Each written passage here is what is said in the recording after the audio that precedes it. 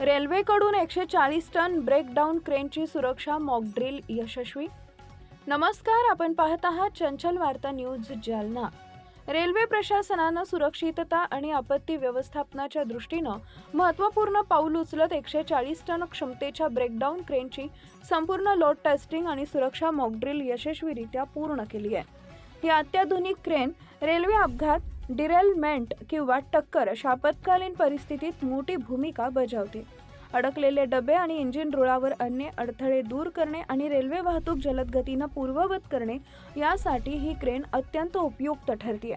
या मॉकड्रिल दरम्यान क्रेनच्या लिफ्टिंग मेकॅनिझम, ब्रेकिंग सिस्टम, आउट्रिकर्स आणि समन्वय प्रणालीची सखोल तपासणी करण्यात आली. यामध्ये यांत्रिक, ऑपरेटिंग आणि सुरक्षा विभागांमधील समन्वयही प्रभावीपणे तपासण्यात आला.